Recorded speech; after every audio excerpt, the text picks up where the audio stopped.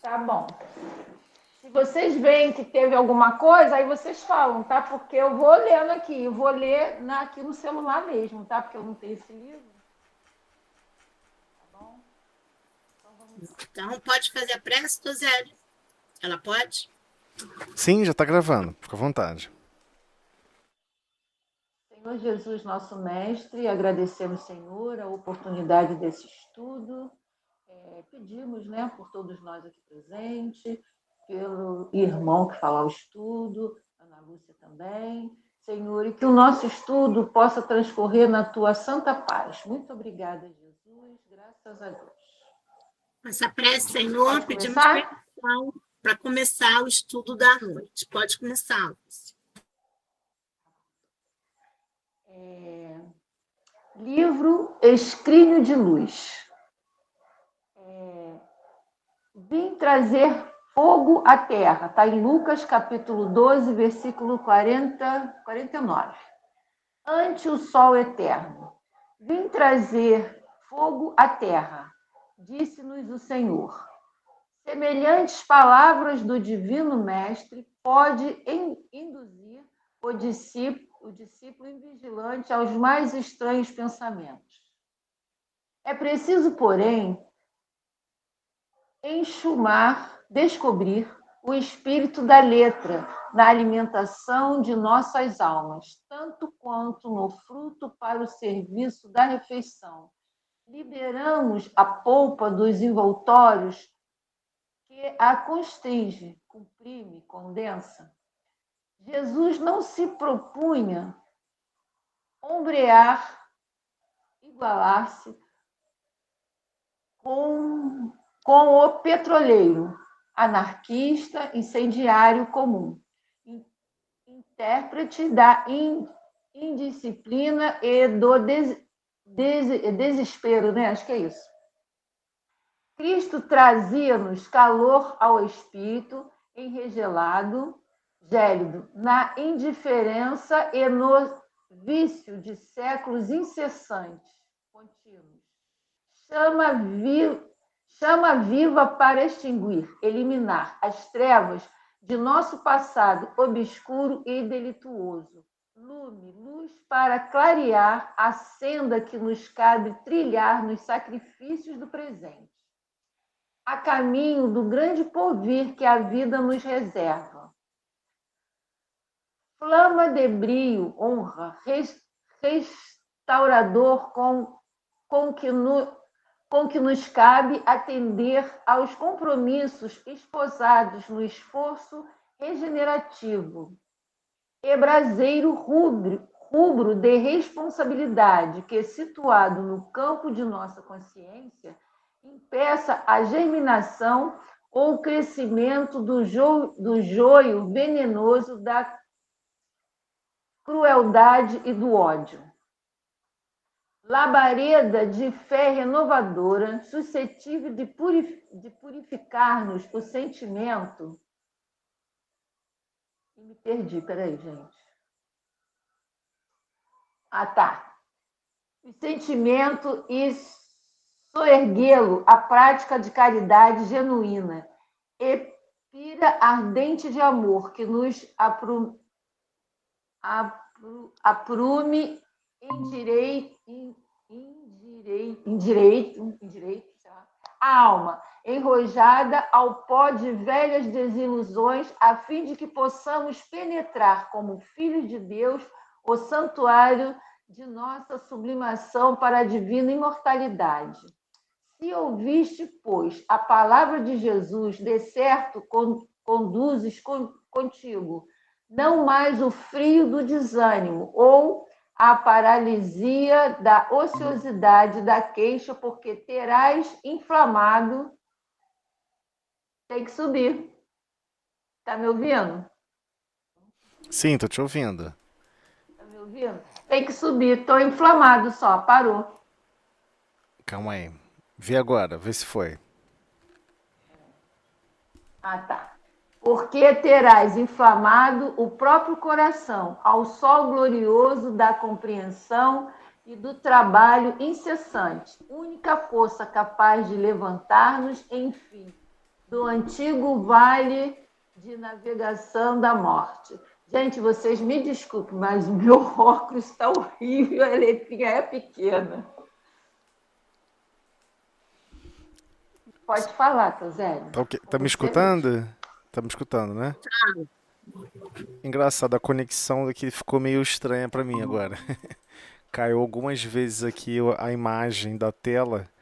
Vocês estão vendo a imagem do começo aqui da tela? Antes. Estão, né? Que estranho. 2 vezes a conexão deu uma caída. Só um minuto. Oi?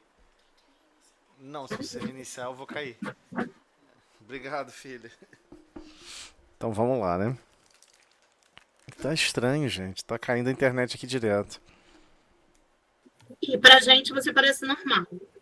Pra mim parece assim, você perdeu sua conexão de rede, tentando reconectar.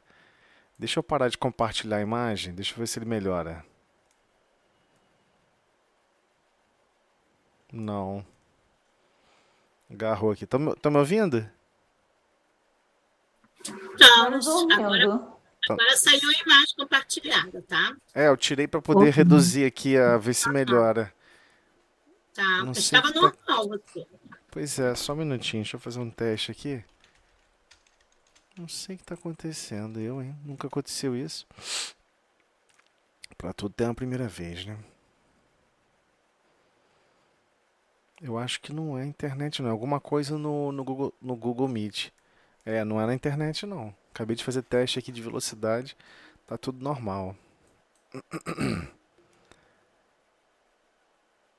Eu vou fazer o seguinte. Eu vou sair eu vou sair e retornar. Pode ser? Rapidinho? Pode.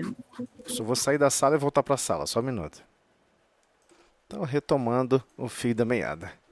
Talvez uma das frases mais difíceis, né, de compreender do Cristo foi essa frase. Porque o que acontece? A gente está vivendo um século onde a gente não entende os símbolos.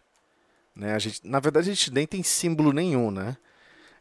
Então, por exemplo, quando você vê o símbolo de uma escola de enfermagem, de uma escola de engenharia, de uma escola de medicina, você não sabe de onde vê aquele símbolo, né? Aquele símbolo não é desse tempo. É de um outro tempo distante, onde as pessoas olhavam para o símbolo e o símbolo conversava com você.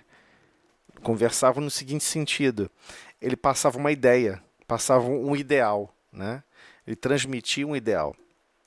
Só que naquela época do Cristo, a linguagem era tão empobrecida, tão difícil, que por vezes até recursos de mímica, buscava-se esse recurso, né, de mímica.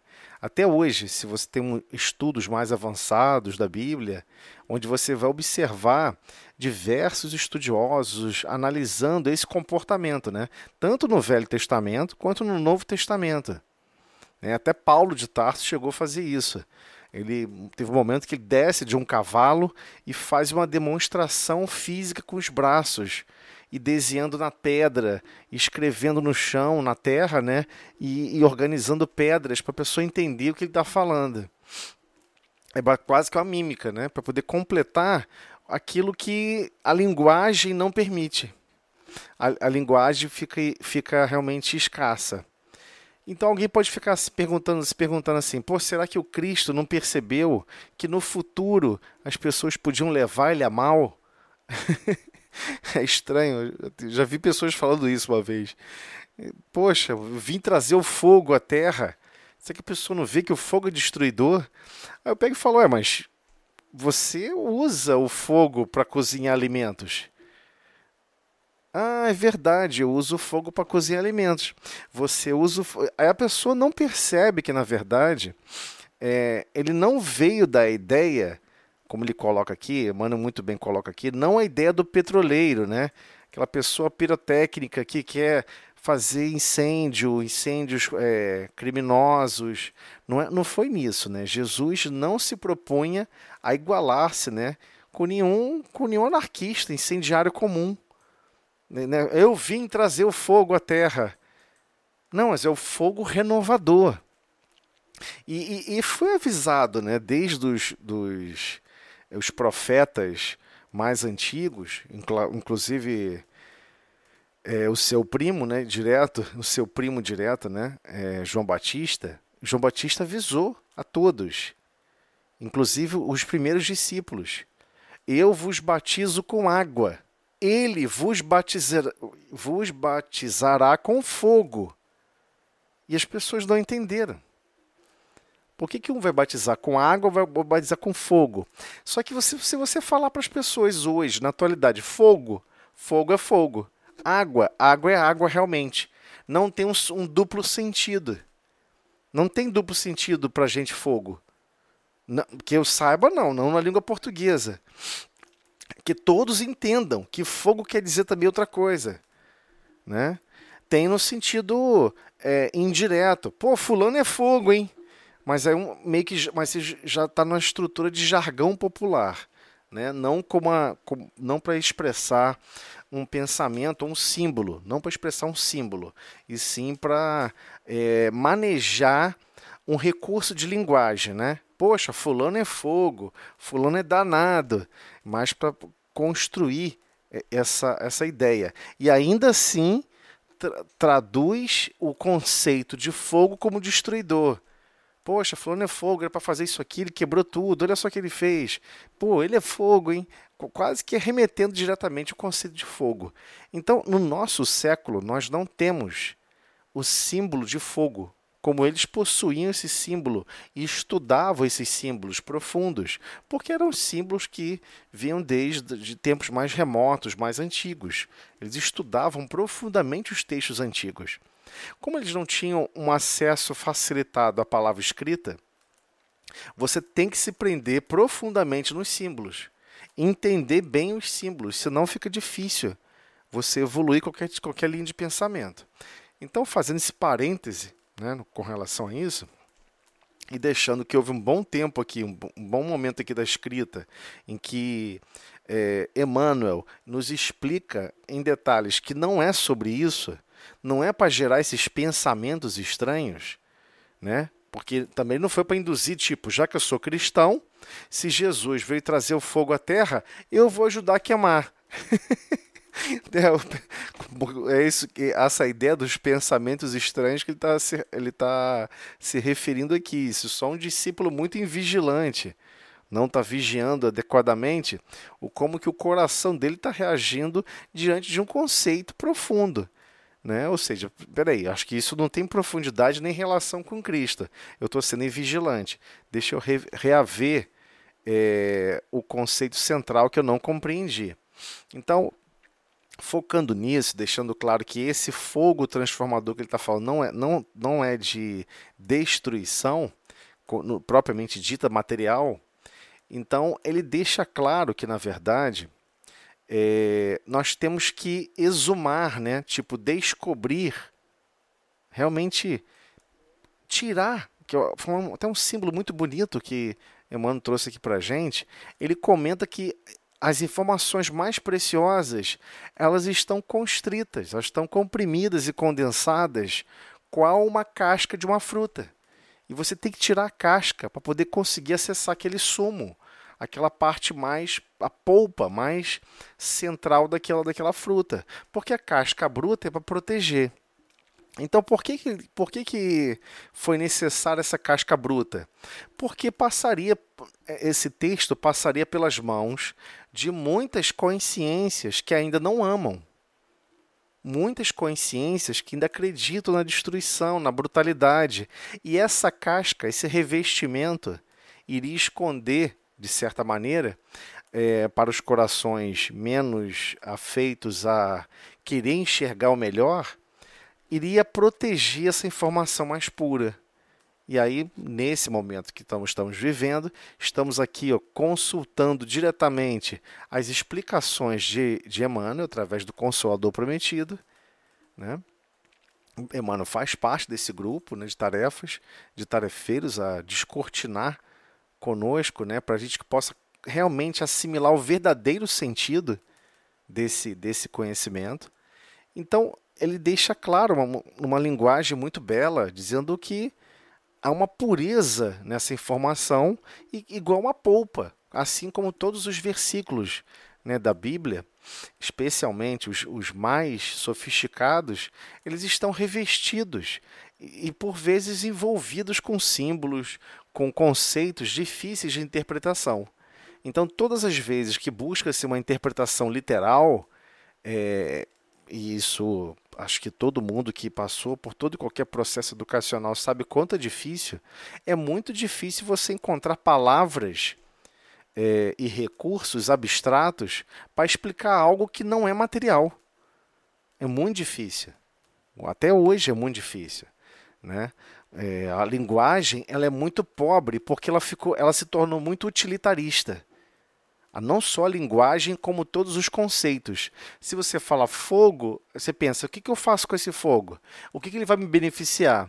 A gente se tornou muito utilitarista a tal ponto de restringir até mesmo o idioma a questões pura e simplesmente de utilidade. Então, não, Jesus não se propunha a dar uma ideia de disciplina, desespero, de querer tacar fogo nas coisas. Eu vim trazer fogo à terra. Tá vendo? Ele vai jogar labaredas de fogo na terra. Não é isso. Tanto é que Emmanuel deixa até um outro exemplo mais belo, né? Um exemplo de o que seria um grande sinônimo para essa situação que ele vem trazer e vem descrever. Ante o sol eterno. Ante o sol eterno. Ok? Então, continuando aqui um pouquinho. Cristo trazia-nos calor ao espírito. Então, esse fogo é um calor. Por quê? Porque nós estamos meio que gélidos, meio que congelados na indiferença e no vício. Então, meio que ficam ali estátua, né? Congelados.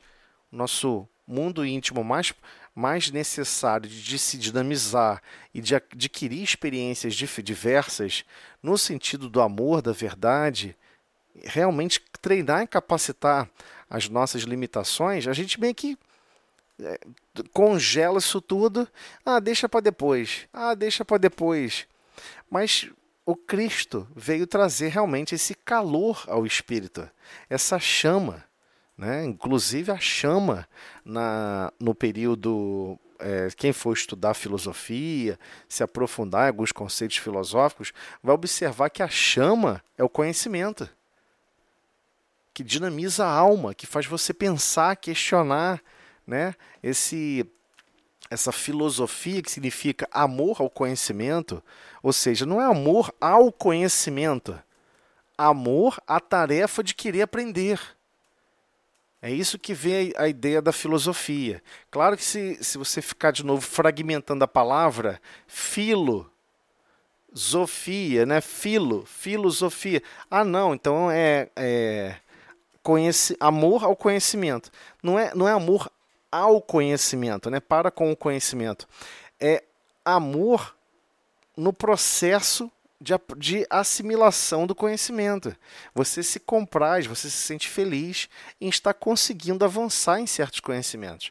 Daí vem o ideal chamado filosofia, que faz você conseguir articular pensamentos diferentes.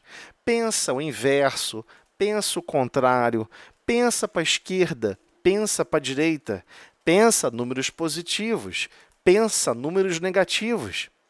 Já para pensar, número negativo, isso não existe. Como é que você vai falar menos uma maçã? Menos uma maçã é um ato e não um fato. Né? Eu comi uma maçã, estou descrevendo um ato de que eu tinha 2 maçãs e comi uma. Eu reduzi uma da mesa, de uma posição da mesa. Porque tecnicamente a maçã seguiu seu destino natural, foi alimentar. Então continua existindo 2. Uma está na mesa e a outra você engoliu. As duas não deixaram de existir. Mas para descrever a temporalidade, né? Descrever o tempo, descrever um fato, cria-se artifícios simbólicos. Então, o número negativo é um símbolo. Como o número 0 também é um símbolo complexo, extremamente complexo de entender o número 0. Todo mundo acha natural porque só está usando de maneira utilitarista. Mas o 0, ou seja, o nada, não existe. É uma outra arbitração, uma outra questão que foi criada para facilitar outros estudos.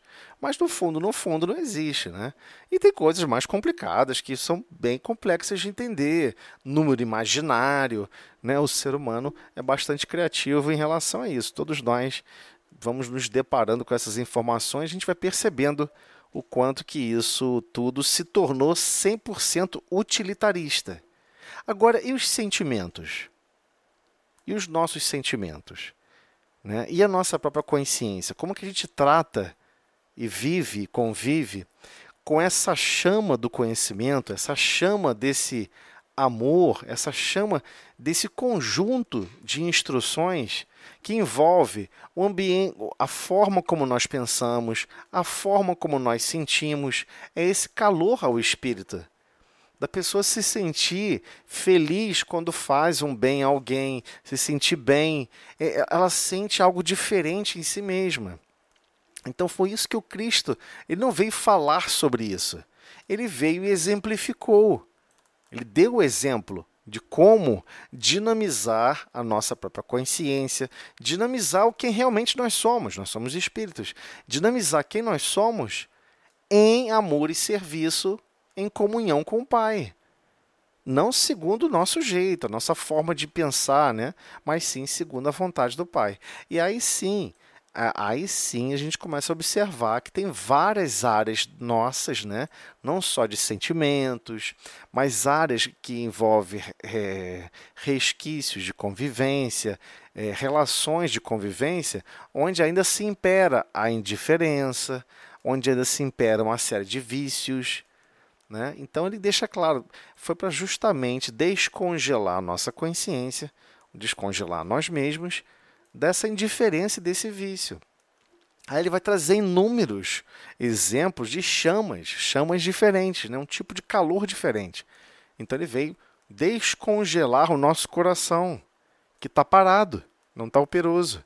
Descongelar a nossa consciência ativa no bem, né? Que vai ter que empreender princípios lógicos, princípios de sabedoria, né?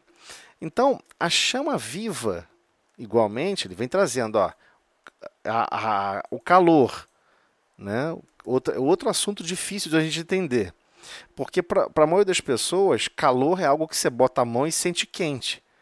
Na verdade, o calor que a gente conversa e fala, usa no dia a dia, do ponto de vista de constituição molecular, do ponto de vista de constituição atômica, é o grau de agitação das moléculas. E isso é muito perceptível quando você vê botar uma água para ferver, você vê que a água está estável, de repente começa a criar bolhas, de repente começa a criar muitas bolhas, né, passando a água do estado líquido para o estado, pro estado gasoso, e é um grau de agitação profundo. Se você botar alguma coisa na água, né, ainda com a água sem ferver, alguma coisa que tem cor, você vê o fluido começar a se mexer sozinho. É chamado convecção natural, né? Devido a uma superfície estar uma temperatura muito mais alta do que as outras. Tudo quer buscar o equilíbrio. Sempre o sistema quer buscar o equilíbrio. Então tem alguma coisa desequilibrando aquele equilíbrio. Certo? Então, para mim, quando eu olho assim, calor ao espírito, o Cristo veio trazer um desequilíbrio a nossa total estacionamento do nosso coração. Um desequilíbrio positivo. Um desequilíbrio que vai animar e dinamizar os nossos sentimentos, a nossa vontade a querer realmente agir e reagir de formas distintas. Só para fazer esse paralelo, né? Porque aqui ele usa calor ao espírito. Agora ele vai usar chama viva, para extinguir, ou seja, eliminar as trevas de nosso passado obscuro e delituoso. Aí todo mundo fala assim, tá ok, então quer dizer que eu aceitei Jesus, eu concordo com os ideais do Cristo e eu já estou vivendo essa chama? Não, lembra que ele botou a palavra chama viva. Ou seja, você tem que animar essa chama. Ele já mostrou, deu exemplo, ele exemplificou essa chama viva, porque ele esteve conosco, experienciou essa chama viva, ou seja, é essa vontade, essa boa vontade, coragem de querer produzir um bem maior, de poder amar mais. Então, isso é que é o grande transformador do nosso passado obscuro e delituoso. Por quê? Porque, na verdade, o nosso passado obscuro e delituoso não é muito bem uma relação de algo negativo para virar positivo.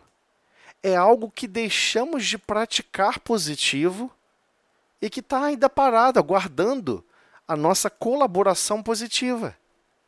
Tudo que causamos, deixamos de amar, tudo que deixamos de servir segundo aos moldes do Pai, o Pai continua aguardando que a gente sirva. Olha, a tarefa está lá ainda. Você era para ter amado aquele grupo, você era para ter servido aquele grupo. Então, e é até uma visão meio equivocada nossa, né? Quando a gente tem uma interpretação da reencarnação como punição, né? É uma visão equivocada, porque, na verdade, é um convite contínuo para que a gente possa despertar, para que a gente possa reagir de forma diferente. Só que, para isso, vamos ter que aprender a extinguir, ou seja, eliminar da nossa consciência aquilo que dá origem às nossas escolhas erradas. E elas habitam em nossa consciência.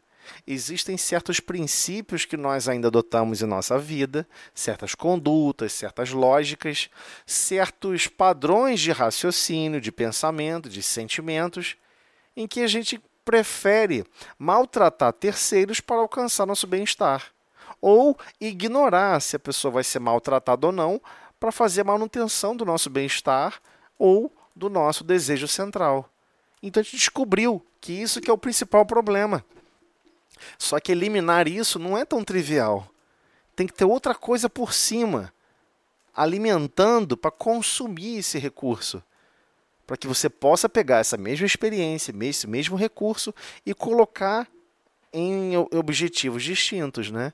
Então, por isso que ele chama dessa chama viva, que também é uma visão muito, muito bela, né? O lume, ou seja, essa luz para clarear a senda.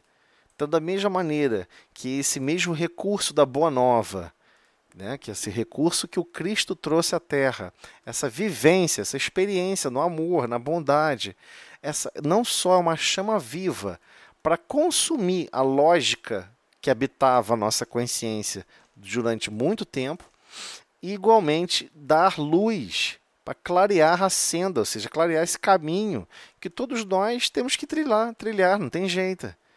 Então você vai começar a sacrificar o seu tempo, sacrificar a sua paz, sacrificar a sua harmonia. Poxa, mas você pensa, não estou sacrificando à toa, eu estou servindo ao Pai. Aí você aceita ser mãe, aceita conviver com outras pessoas, estar num lar, conviver em certos relacionamentos. E o que isso promove? Você já está concordando com o projeto e, mais do que tudo, você já está compreendendo que o caminho, essa senda, ela já foi traçada e que está aguardando agora que você ilumine melhor, com o melhor proceder. Né? Você não tem como escolher para a esquerda ou para a direita em um lugar caminhando no escuro. Né? Você tem que botar luz nisso. Tem que botar luz nessa situação. Então, nos caminhos da vida, no dia a dia, vão existir diversas situações estranhas, em que a gente vai ter a opção de querer ter razão ou querer produzir a paz. Querer controlar ou querer gerar harmonia. Tem que escolher, não dá para ganhar todas. E não dá para ganhar os dois conceitos que são inversos, são antagônicos. Ou você faz a manutenção da paz, ou você quer ter sempre razão. As duas coisas é impossível. Então, é isso que é botar a luz. Porque você começa a se questionar, peraí, como é que Jesus entenderia essa percepção que eu estou tendo? Como é que ele reagiria numa situação dessa? Certamente, ele estimularia que nos falta compreender e com certeza, nos falta dinamizar a humildade, o perdão, o sentimento de bondade, ou seja, esse conjunto de sentimentos da caridade, como que isso não está faltando. E essa consciência de que nos falta isso e que queremos ganhar experiência nessa forma de escolher a vida, é a luz que ele trouxe para todos nós. E essa luz está em nós, ela habita em nós. Porque foi isso que Jesus falou, né, para todos nós. Eu vos enviarei um segundo Consolador. Por que é um segundo Consolador? Porque você vai poder revisitá-lo todas as vezes. Espera aí, qual o conceito principal que o Cristo aguarda que eu melhor promova e escolha a minha vida? É sob qual critério? O critério materialista ou o critério do amor? O critério de só eu me dou bem e todo mundo se lasca ao meu lado, ou o critério do amor? Vai ser sempre esse dilema. E vamos sempre ter que escolher. Intelegeres, escolher dentre. Será que eu estou com uma ideia falsa ou a ideia verdadeira? Será que esse conceito faz sentido ou não faz sentido? Ninguém vai poder escolher por nós.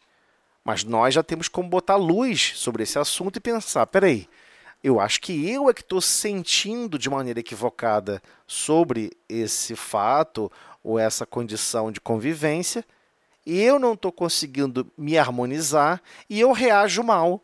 Eu, na verdade, estou reagindo mal.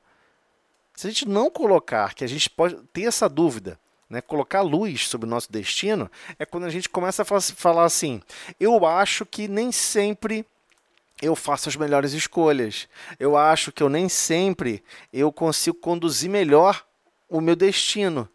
Quando você se autocoloca em dúvida, é porque você quer aprender outras formas de reagir e agir.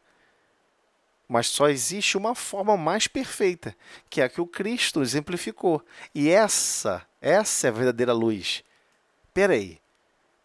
Eu entendi agora que o verdadeiro sentimento da caridade é a benevolência para com todos, ou seja, ser bondoso com todo mundo, é a indulgência, ou seja, a compreensão e tolerância das imperfeições alheias e o perdão das ofensas.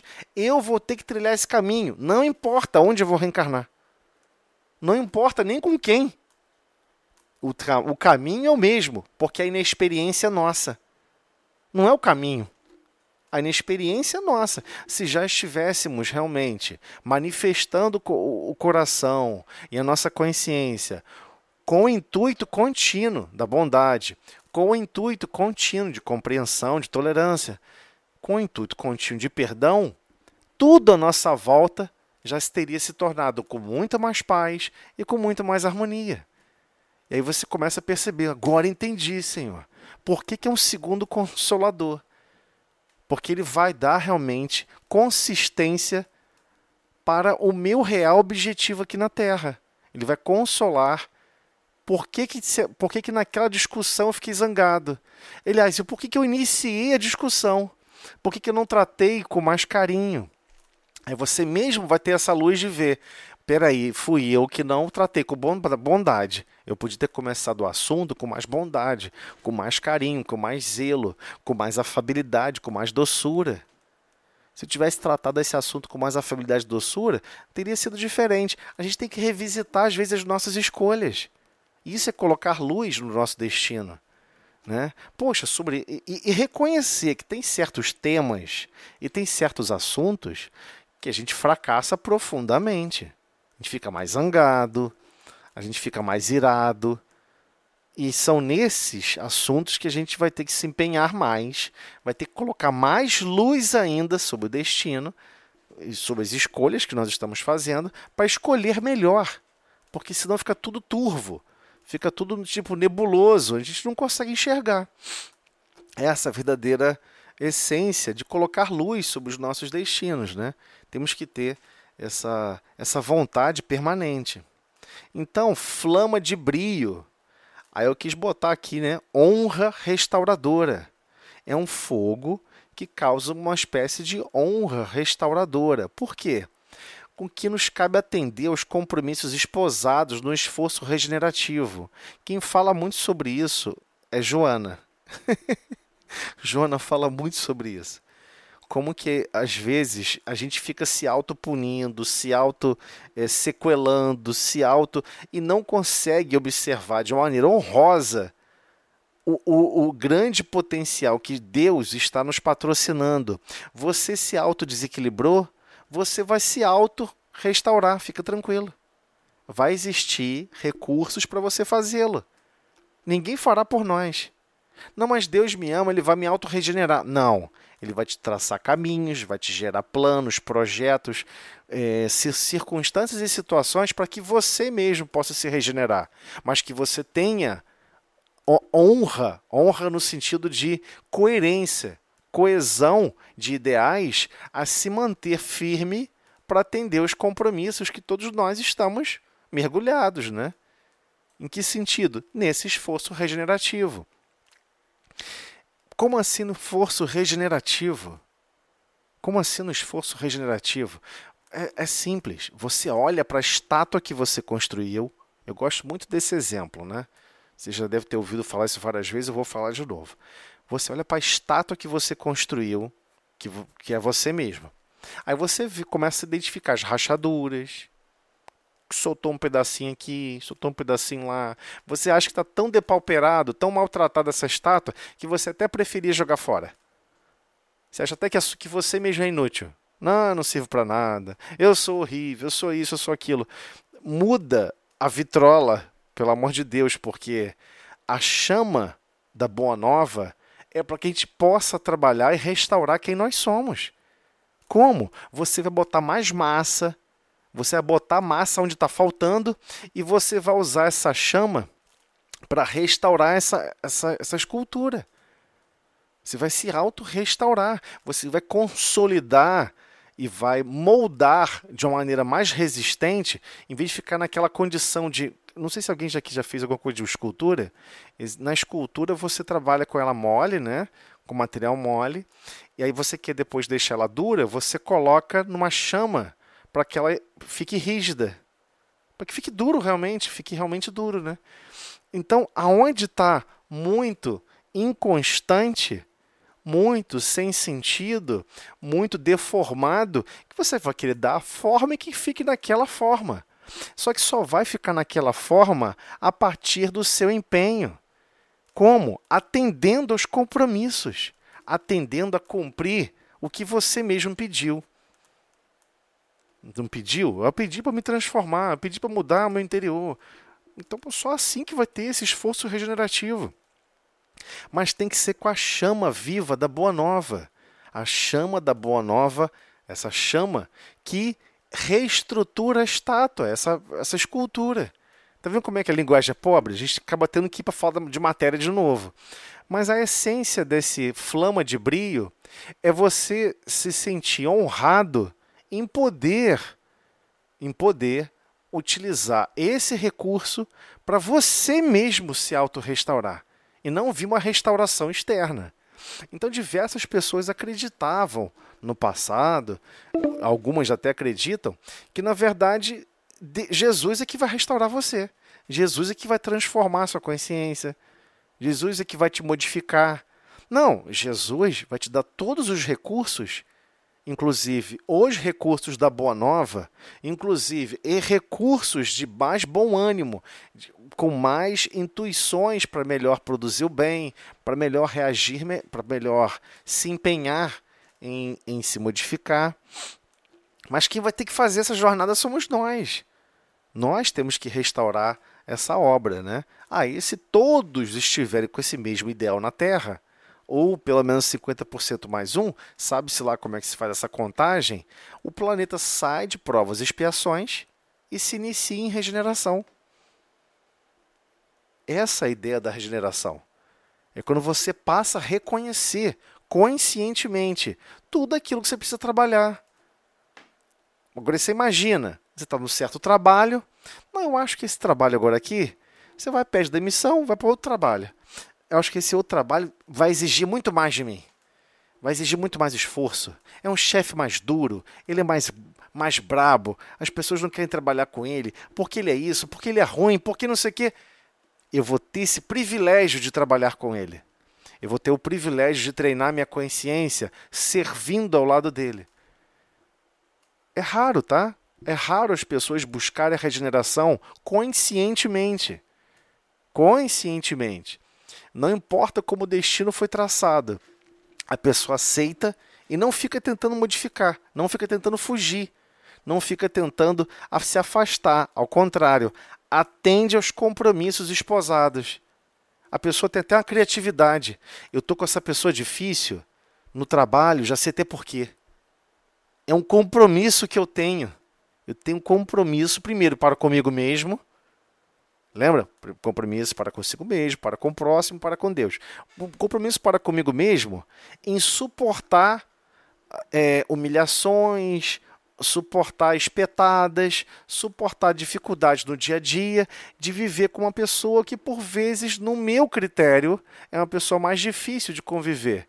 Mas eu esposei, eu decidi manifestar a intenção de começar a obrar em nome da minha consciência, principalmente, mas acima de tudo em nome do Pai, a amar, a servir em condições adversas. Eu quero fazer isso, eu vou fazer isso, e eu vou superar. Você passa a olhar tudo que está à sua volta como métricas para educar a si mesmo. Se você está observando tudo que está à sua volta como métricas para educar você mesmo, você passa a fazer um esforço regenerativo. Essa é a ideia da flama de brio. E o braseiro rubro, de responsabilidade. O braseiro rubro a gente entende, né? Rubro é quando está aquele vermelhidão bem intenso, né? Se você for pegar o espectro visível, quando está naquele rubro bem vermelhão, a temperatura é bem elevada, né? É uma temperatura muito mais quente. Então, o braseiro rubro de responsabilidade. Em que sentido? Que você não desiste. Não só tem esse esforço regenerativo, como o que conduz a uma maior transformação, você sabe que é se manter responsável pela sua consciência. Né? Por isso que ele bota aqui, ó, situado no campo de nossa consciência. Você passa a se autocobrar, né? Que algumas pessoas chamam de estilo de filosófico de vida, estoicismo e não sei o quê, mas basicamente é isso que ele está falando aqui, é praticamente o estoicismo. Não, eu vou ser bondoso, não importa como, porque eu acredito que a bondade é uma habilidade incrível que temos que esposar continuamente. Você acredita nisso como verdade, se autoimpõe essa responsabilidade de se situar na sua consciência a seguir o seu padrão, o seu próprio padrão. Eu acho que isso é uma verdade. Eu acho que isso é importante. E eu vou sempre cumprir, não importa em que condições. É como se estivesse numa jornada. Eu vou viajar daqui até não sei aonde. Eu acho importante que a cada 2 quilômetros eu plante uma flor. E você vai parar a cada 2 quilômetros e plantar uma flor. Pô, mas são 600 quilômetros. Não tem problema. Eu vou parar de X em X quilômetros e vou plantar uma flor, porque eu acho que isso é importante. Ponto. A pessoa vai cumprir. Ela tem uma relação. Isso é um braseiro rubro. Por quê? Ele não cede a nada. Seja o que for, seja qualquer diversidade, a chama é mais poderosa, é mais intensa do que qualquer outra coisa que se aproxime.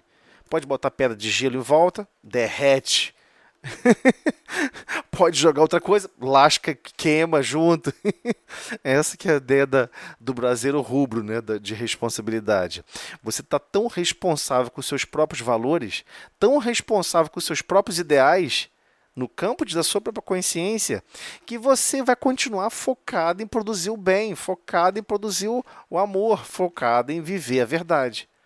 Então, é claro que isso vai acabar impedindo que germine e que cresça do joio venenoso, né, da crueldade e do ódio. É claro que você vai deixar de alimentar crueldade e ódio. É óbvio. Né? Você vai estar focado justamente e preocupado com outro objetivo, com o objetivo justamente oposto. E é isso. É mudança de foco. Né? Ninguém é assim, mas eu sou uma pessoa perversa, eu sou mau, eu sou isso, eu não sirvo para nada. Olha, Deus discorda, porque continua patrocinando sua encarnação, continua patrocinando corações amorosos à sua volta, que a gente por vezes não reconheça. né? Mas sim, a crueldade e o ódio é uma escolha.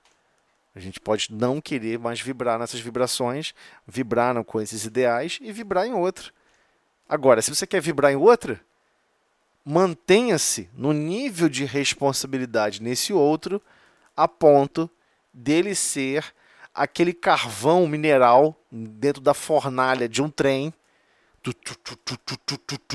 Você lasca carvão, mais mineral, a chama não apaga nunca. Quem para esse trem? Ninguém. Ninguém para esse trem. É nesse sentido que tão belo, né, que Emmanuel trouxe para a gente esse exemplo tão bonito. Então, labareda de fé renovadora, fé tem a ver com confiança, né? Já conversamos sobre isso também, é fidelidade, né? Fidelidade remete à confiança. Você é confiável? Porque Deus é confiável, Ele está sempre fazendo o melhor para todos nós, embora a gente não reconheça. Então, a labareda de fé renovadora, por que renovadora? Que você tem certeza que para você se tornar confiável, você tem que se renovar, você tem que renovar os seus valores. Não adianta que você querer botar, né, num cântaro de leite, um leite muito purinho, maravilhoso, mas você nem lavou lá o frasco, né, o cântaro, e deixou todo sujo. É lógico que aquela sujidade vai azedar o leite. Então, é nesse sentido, né, de você usar o recurso da sua relação com amor, da sua relação em querer fazer por amor, a chama que irá consumir e transformar os seus próprios sentimentos. Né? Então, essa labareda de fé renovadora, suscetível de purificar-nos o sentimento. Ah, mas como é que eu vou purificar um sentimento? Mas porque você quer sempre melhorar esse sentimento. Você quer sempre imaginar, peraí, como é que Deus aguarde que eu tome uma decisão sobre isso ou sobre aquilo? Eu acho que eu posso fazer um bem ainda melhor. Então você começa a ficar preocupado o quão confiável você é. Pô, Deus me colocou essa missão. Eu estou em contato com fulano e com Beltrano, ou com fulana, não importa quem, não importa o exemplo. Eu estou em contato com uma certa linha de convivência. Então, Deus está confiando alguma coisa para mim. Ele acredita que eu possa fazer algo de uma maneira diferente. Deixa eu checar como que eu poderia agir diferente para as pessoas. Como é que eu posso criar um canteiro de flores de amor, de paz e de harmonia por onde eu passo? Como é que eu posso fazer isso? Aí você começa a dinamizar dentro de você mesmo. Porque você, no fundo, você quer se tornar para Deus uma pessoa mais confiável. Né? Aqui ele não está falando tipo que você acredita em Deus, que você confia em Deus. Não, ele não está nesse nível. Ele já está no nível de relação, numa relação mais profunda. Qual? Você é confiável? Ó, te confiamos uma filha, um filho. Você é confiável? Deus está acreditando que sim, que é só você renovar os seus ideais com esta fé renovadora. Por que ela vai se tornar renovadora? Ah, eu quero mostrar que eu posso. Não é assim com as crianças. As crianças às vezes querem fazer as coisas. Poxa, você tem orgulho de mim porque eu fiz isso, eu fiz aquilo. Você acha que eu fiz bem? E fica guardando. Todo mundo fala assim, pô, a criança quer elogio. Não é elogio. Não é elogio que ela quer. É uma chama que ela não sabe explicar. Mas no fundo, está relacionado em querer mostrar que ela é confiável. Que ela está entendendo, que ela está sendo capaz de fazer.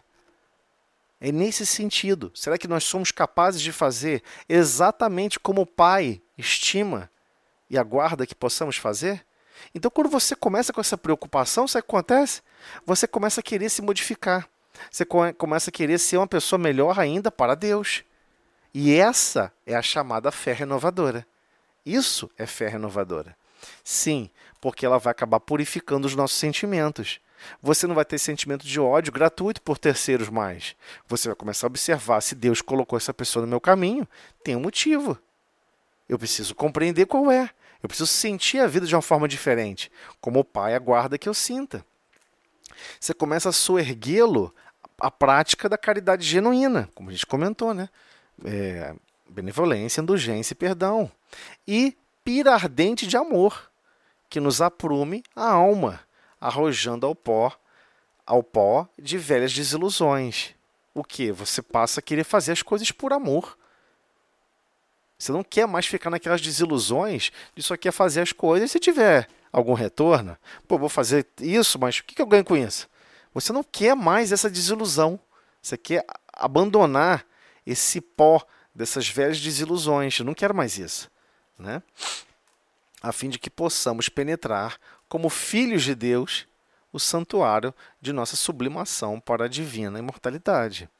Então, se ouviste, pois, a palavra de Jesus, de certo conduzes contigo não mais o frio do desânimo, ou a paralisia da ociosidade da queixa, porque terás inflamado o próprio coração. Você se auto-inflama a querer mais. Eu sou capaz de produzir mais. Dentro das minhas limitações, eu consigo dar um passo a mais.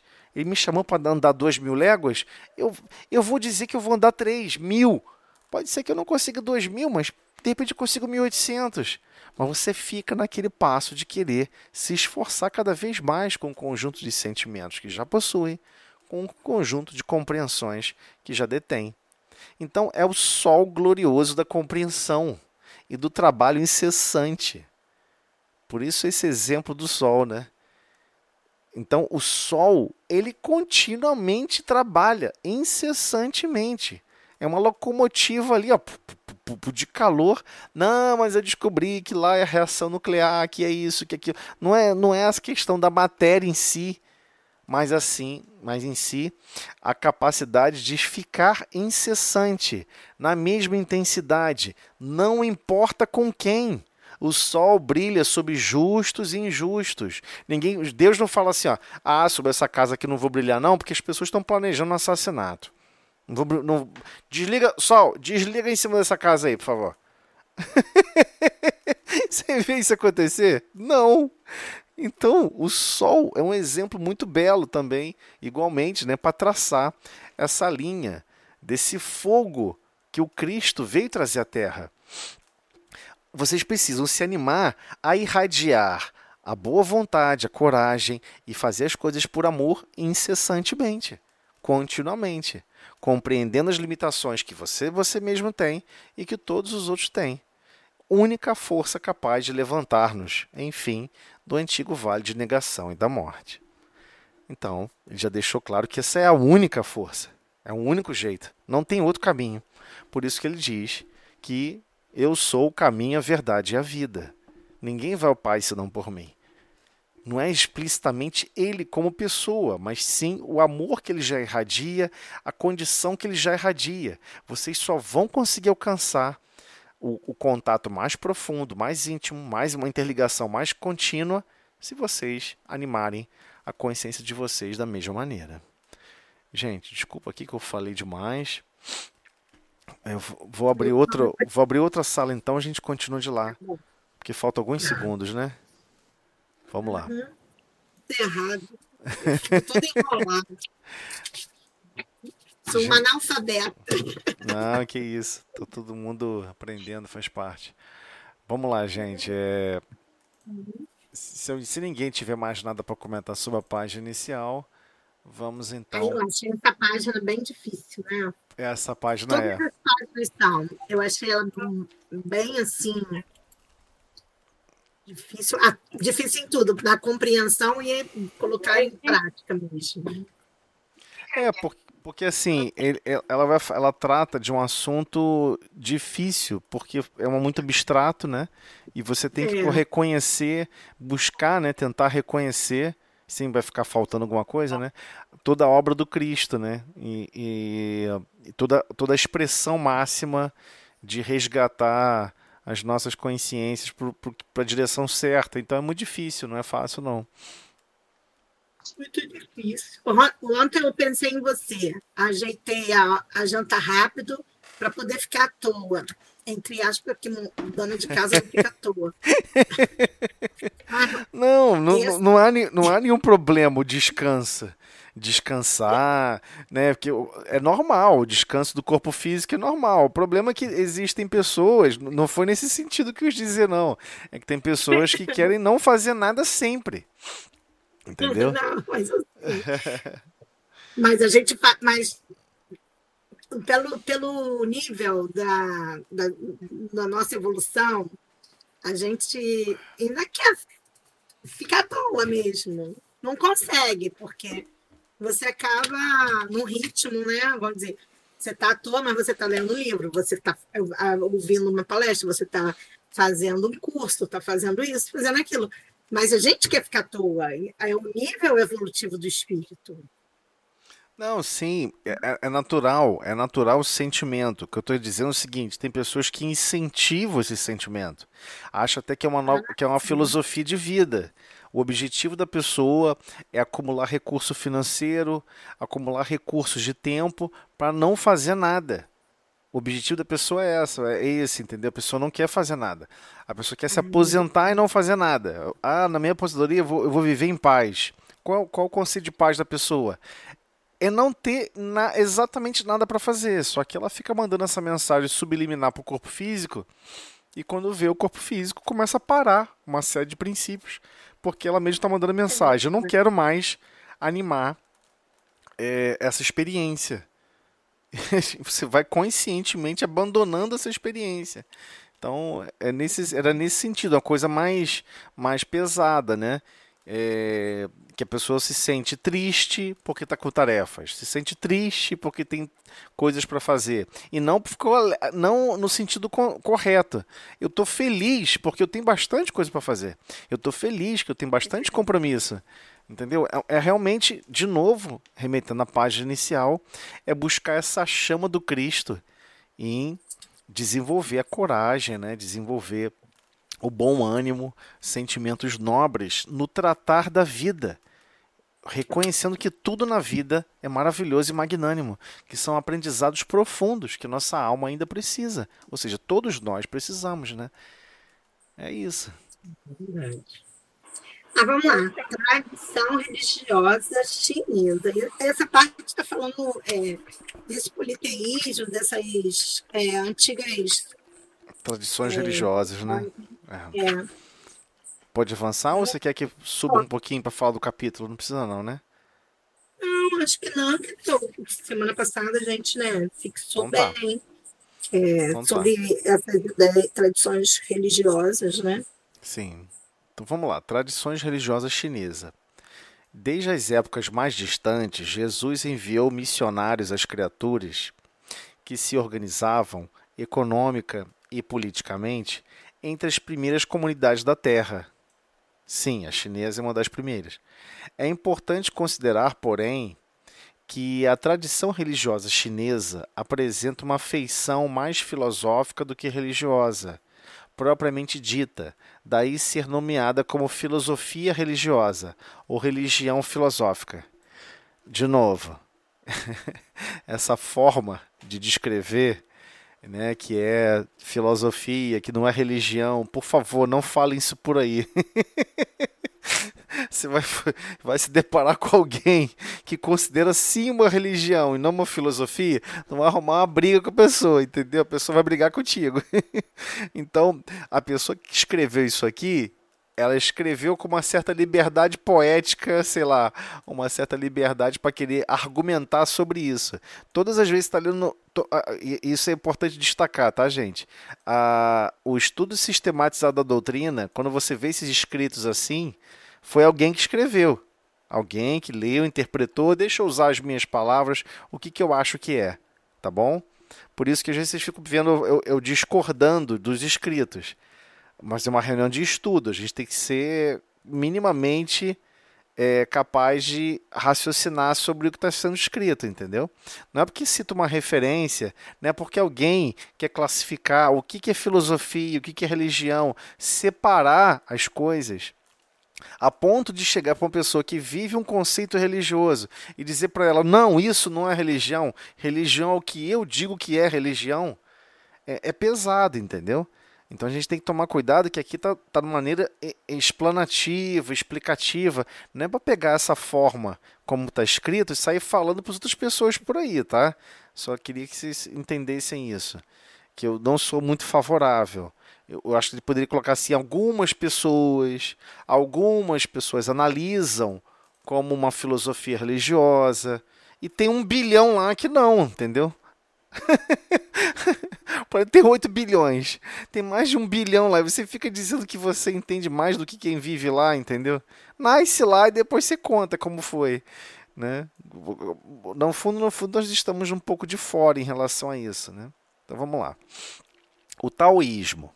Originalmente, o termo chinês Tao significa caminho, palavra-chave de todas as antigas escolas filosóficas da China, inclusive o confucionismo.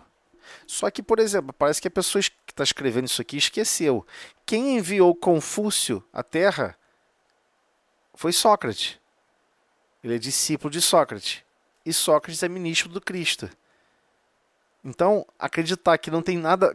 se você observar toda a história de Confúcio e o confucionismo, você toma um susto, né? Você fala, poxa, parece até uma alma totalmente focada em percorrer diversos lugares, ajudando, amparando, servindo, amando, exatamente como Cristo recomendou para que a gente fizesse, né? Então, as pessoas confundem, entendeu? Não consegue, fica achando que todos os assuntos são competitivos. Isso é outro problema literário que a gente vive hoje na atualidade. Achar que todos os assuntos são competitivos. Não são competitivos. Conta-se e narra-se o fato histórico daquela região e daquele povo. Mas isso não está competindo com o Cristo. Entendeu? Porque as pessoas cismaram com isso. Não, o islamismo, Maomé está competindo com Cristo. É lógico que o Cristo é maior que Maomé. Maior? Jesus nunca se colocou acima de ninguém. Porque, entendeu? Se você parar para ler o texto, não tem nada escrito contrário ao Cristo. Né? E Maomé era analfabeto, não escrevia uma palavra. As pessoas também não percebem isso. Né? Todo o texto escrito que está no Alcorão foi ditado e alguém anotou. Outra coisa, quem diz que quem está anotando está sendo fiel? Vai que ele, isso aqui eu vou dar uma alterada, né? Isso aqui tem que ser alterado, isso aqui não pode ficar assim. Senão vai dar ruim aqui, né? Que foi exatamente o que Judas tentou fazer. Jesus é muito bondoso, né? Isso aqui não pode ser assim, tem que ser assado. Então é claro que a mensagem é superior, é acima de Maomé. Ele só foi um médium que conduziu aquela informação. Aí as pessoas continuam confundindo o médium com a mensagem. Como também a gente nunca confunde a mensagem de Emmanuel com Chico, poxa. Você vai falar que Chico... Não, porque Chico agora... Se bem que algumas pessoas estão num nível de idolatria tão profundo que quase Chico se tornou quase que uma religião intrínseca entre ele mesmo. Então a gente tem que começar a separar essas coisas e começar a observar como que a gente analisa. A informação aqui não é para analisar dessa forma, tá? Não é para ser um contrário ao outro. Então, vamos lá. Foi somente no século IV antes de Cristo, através de Lao Tzu e... Tem certeza que a gente não leu isso não, né? Acho... A gente não leu isso não, né, Ana? Parece que eu tô... Não, eu tô marcando. Tudo bem, então vamos lá. Que tradição religiosa. Com a sensação de que eu já li isso. Nós começamos. Eu acho que nós paramos na crenças religiosas em hindus. Não, tudo bem. Vamos lá. Vamos continuar aqui. Você quer ir mais pra cima? Não, tudo bem. Tradição religiosa chinesa. A que a gente passou antes foi a politeísmo. Aí chinesa. Sobre a chinesa. Depois é que vem pro egípcio. Tá certo. Tá certo. Desculpa aí, vamos lá. E vem os hindus depois também. Enfim, vamos lá, não importa. Vamos seguir o barco. Foi somente no século IV a.C., antes de Cristo estar, né, aqui na Terra, animando realmente a personalidade de Jesus de Nazaré, através de Lao Tzu e Xun Tzu, que o taoísmo recebeu impulso decisivo. Como religião, sabe-se que a doutrina começou a se tornar conhecida no século I a.C., quando era divulgada por sacerdotes mágicos, os quais, se julgando possuidores de poderes divinos, prometiam aos crentes a restauração da juventude, a aquisição de virtudes sobre-humanas e a garantia da imortalidade da alma. A Bíblia do taoísmo é o Tao Te Ching, que prega a existência de 3 caminhos. O Tao, ou caminho da realidade íntima, refere-se ao Criador, de onde brota a vida e ao qual toda a vida retorna. O Tao, o caminho, ou o caminho do universo da norma, do ritmo da natureza, enfim. E o Tao, o caminho, Tao, ou caminho da vida humana. Confucionismo. Emmanuel nos esclarece que Confúcio, Kongfutse, fundador do confucionismo, na qualidade de missionário do Cristo, olha, é isso que eu estou falando, na qualidade de missionário do Cristo, teve de saturar-se de todas as tradições chinesas, aceitar as circunstâncias imperiosas do meio, de modo a beneficiar o país na medida de suas possibilidades de compreensão. Suas lições estão cheias do perfume de requintada sabedoria moral. Ok?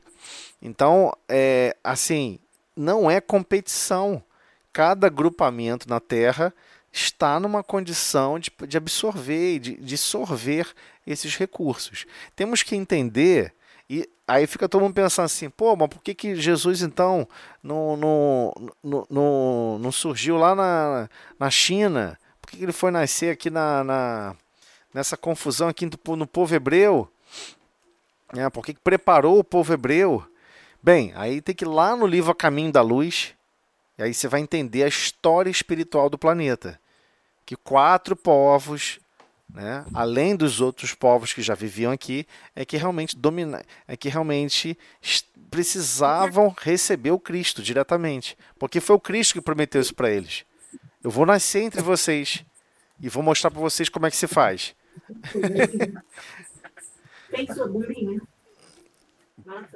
Podemos seguir então, Ana? Podemos. Então vamos lá. As crenças religiosas hindus.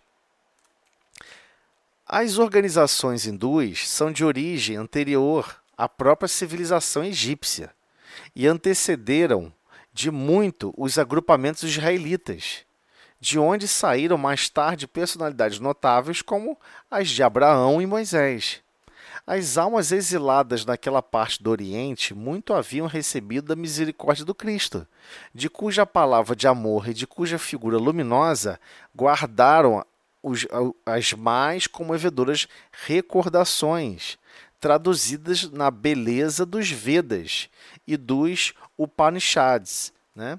Foram elas as primeiras vozes da filosofia e da religião no mundo terrestre, como provindo de uma raça de profetas, de mestres iniciados, em cujas tradições iam beber a verdade os homens e os povos do porvir, salientando-se que também as suas escolas de pensamento guardavam os mistérios iniciáticos com as mais sagradas tradições de respeito.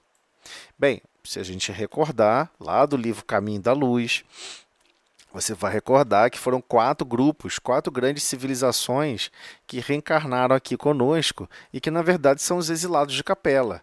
1 milhão de almas foram recebidas aqui na Terra, de Capela. Capela, da constelação do Cocheiro, né? Um grupamento de estrelas que está a 43 anos-luz daqui de distância. Eles foram recebidos pessoalmente pelo Cristo e receberam a proposta e a beleza do incrível projeto de promover uma enxertia divina, de misturar a parte genética, as capacidades espirituais, diversas capacidades que eles já haviam desenvolvido lá com extrema desenvoltura, já estavam nessa extrema desenvoltura, aplicar aqui nessa forma física, aqui na Terra. Daí você vai ver coisas estranhas, né? Ele desenhar as pessoas com o nariz, parece corpos de animais, porque é isso mesmo, eles não precisavam mais de dentes, eles não precisavam mais se alimentar de comida, né? Então, alguém levantou a mão, desculpa aí. Pode falar, Paloma, agora que eu vi. Oi, boa Boa noite. noite. Assim, eu acho os hindus tão espiritualizados, né? Eles nos transmitem assim uma paz, mas ao mesmo tempo eu fico tão triste com essa questão de castas, né? Sim. Isso. E assim, por que, né, de serem pessoas tão espiritualizadas e assim, não que nós não somos, né? Todos nós estamos a caminho da evolução. Mas, ao mesmo tempo que eles são tão espiritualizados, ao mesmo tempo eu vejo também que há um atraso, assim, que não dá para entender, sabe? Então, vamos lá. Na verdade, vamos tentar pontuar algumas coisas aí. O que acontece? Hoje, se você voltar no Egito, você vai ver diversos familiares lá, diversas pessoas que são descendentes diretos e indiretos, principalmente indiretos, daquela sequência genética de egípcios. Mas não reencarnou mais egípcio. É isso que eu queria falar, entendeu? Esse grupamento não reencarnou mais. Todos aqueles que eram de capela retornaram. Aquele grupo, o núcleo mais duro, mais forte, mais intenso do povo indiano, que é chamado os hinduístas, né, que é diferente do que é a Índia hoje, também não estão mais ali. Eles já partiram. A maior parte deles já retornaram. Isso quem fala é Emmanuel, não sou eu. No livro A Caminho da Luz, depois eu vou jogar esse livro aí para vocês darem uma lida rapidinho. Rapidamente ele narra, né, a história espiritual do planeta Terra. Então foram 4 civilizações. Os egípcios, o povo hebreu, né, também são exilados de capela. Egípcio, povo hebreu, egípcio, povo hebreu, os cientificistas, né, que são chamados raça ariana. Oi? Chineses também, não? Quem? Chineses. Não, os chineses não. Os chineses são daqui. Então são 4 civilizações, né? Os cientificistas se misturaram com todo mundo na Europa. Aceitaram se misturar com o povão. Se misturou com o Neandertal e se agarrou com todo mundo aqui e se mergulhou na... Acho que são os arianos. Que são chamados arianos, né? Eu não gosto de usar essa expressão porque as pessoas confundem com os arianos daquele raciocínio lá de Hitler, né? Embora eles foram influenciados profundamente, né? Naquela coisa de raça pura, de tentar criar raça pura. Esse pensamento não é necessariamente daqui da Terra, né? É lá daqueles resquícios de problemas que eles não conseguiram acompanhar a evolução do conjunto de planetas em torno dessa estrela binária lá em Capela. Mas são 4, né? Os hinduístas, né? O povo hindu, o povo hebreu, os egípcios, né? Os egípcios, hindu, hebreu e os cientificistas, que eu não estou nem usando o termo, por isso que eu estou tentando não usar o termo arianos, né? Porque vão confundir com os arianos, o conceito de ariano da década de 40 e 50, na década de 30, lá da Alemanha antiga, né? Onde acreditava-se que tinha até teorias sobre isso, teorias científicas de raça pura, e você vai observar até várias outras obras até que se tornaram até obras escritas que se tornaram livros, né? Que descreve que uma tentativa de certas consciências acreditarem que, através da ciência, através do conhecimento, através dessas manipulações, vão conseguir se libertar da condição material, vão se libertar dessa necessidade e ir para a luz. Eu acho que várias pessoas já viram isso aí, né, em diversos livros, né? Mas é essa influência de colocar todos os créditos e todas as formas de evolução no conjunto da ciência, no conjunto desses costumes e conhecimentos fragmentários que a humanidade capturou durante esses anos. E isso meio que se espalhou, né? Hoje, na verdade, hoje é o conceito dominante de todas as universidades, de todos os nichos de educação. Né? Você não vai ver escolas, por exemplo, mais espiritualizadas, focando em desenvolvimentos morais, mesmo aqueles mais simples lá de Sócrates, tudo isso foi desconstruído, né? Acabou. Não tem mais. Eles realmente tomaram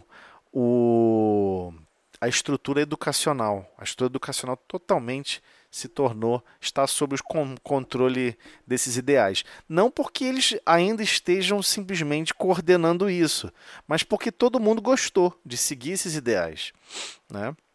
Você não vê as pessoas querendo seguir ideais do povo hindu, muito menos, também não ficou conhecido, né, os ideais do povo egípcio, mas muito menos a gente busca viver, e há uma certa rejeição, hoje em larga escala, com relação ao povo hebreu, com relação ao conceito que o povo hebreu trouxe para a Terra, um conceito extremamente puro e belo.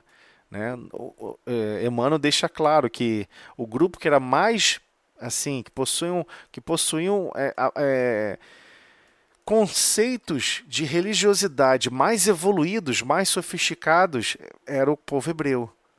Talvez foi por isso mesmo que o próprio Cristo escolheu nascer junto deles, né? E isso não dá para questionar, porque é a opção dele. Ele escolheria, e ele avisou que iria reencarnar em um desses 4 grupos. Isso foi uma promessa, claro, deve ter sido de 14 mil anos, 2 ciclos de 7 mil anos, né? E foi isso. O livro narra completamente essa história, em detalhes. E deixa claro que a questão da casta houve até hoje, né? Até hoje tem escritos do povo hinduísta, né? dos mais antigos, que está escrito numa linguagem que ninguém consegue ler. Pode botar o computador mais sofisticado da Terra, não se sabe como ler o sânscrito, chamado sânscrito, até hoje, né?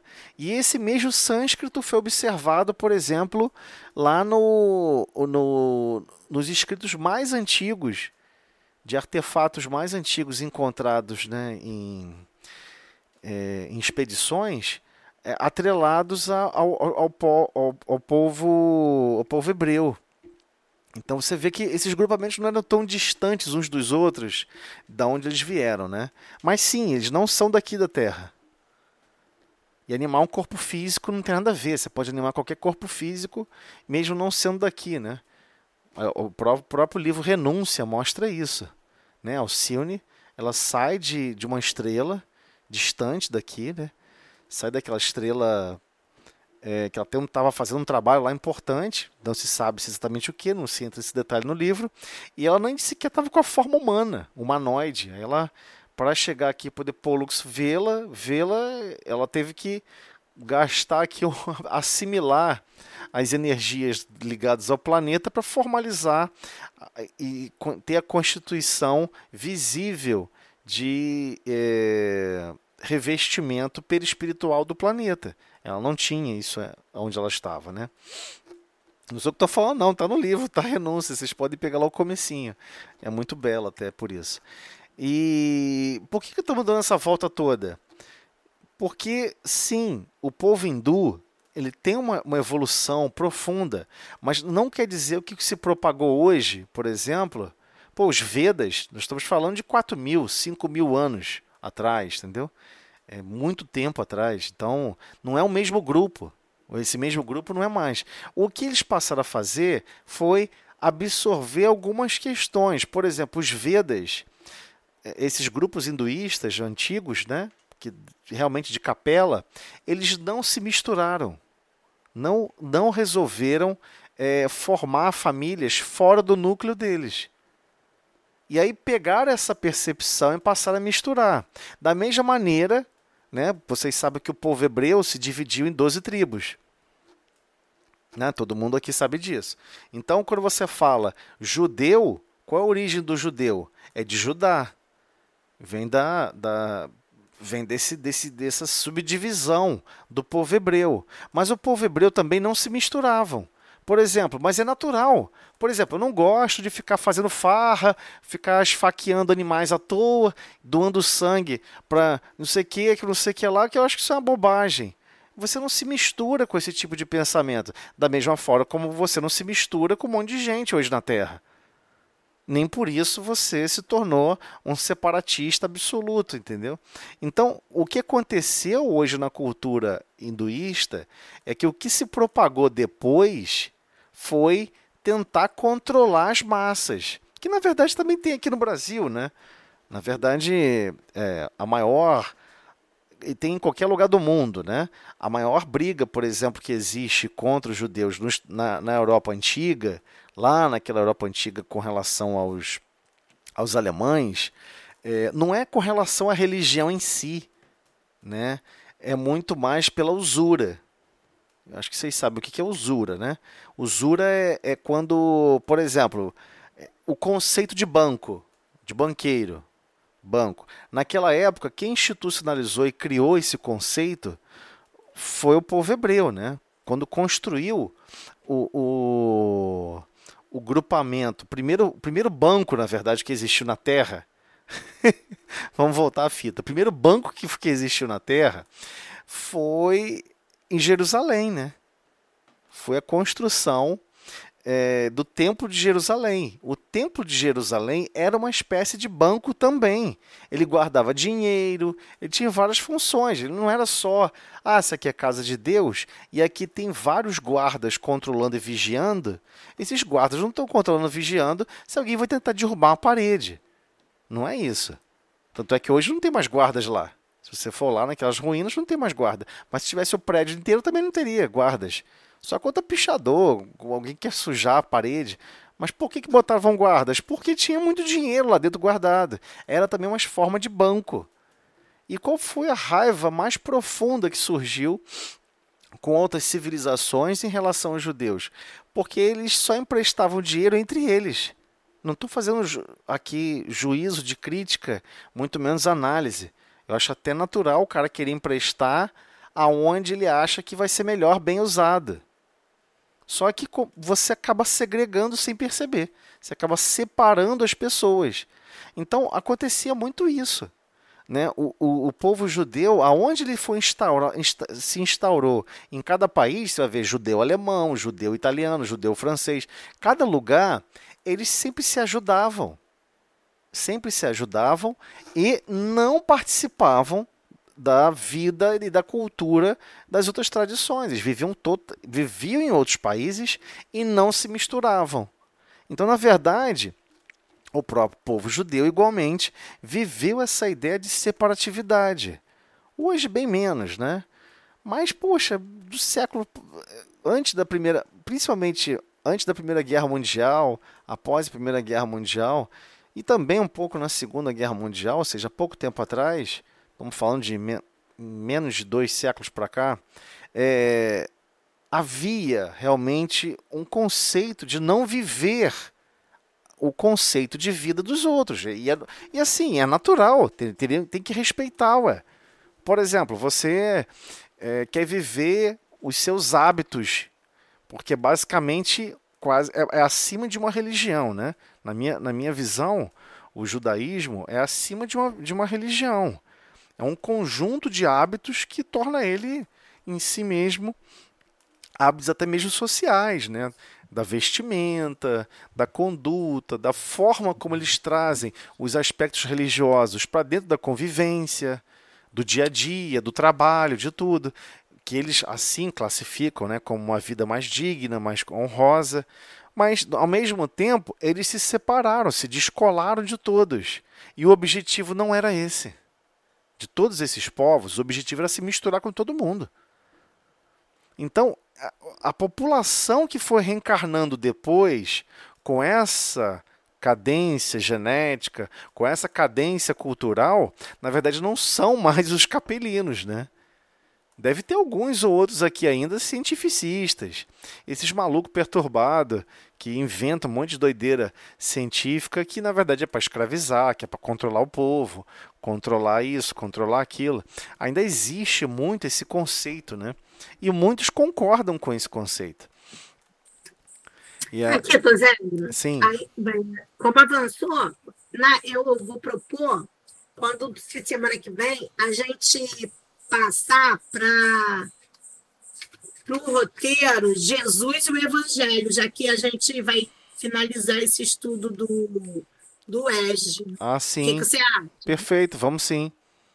Né? Para Moisés e o Decálogo, então a gente vai avançar para Jesus e o Evangelho. Perfeito. Modelo da humanidade.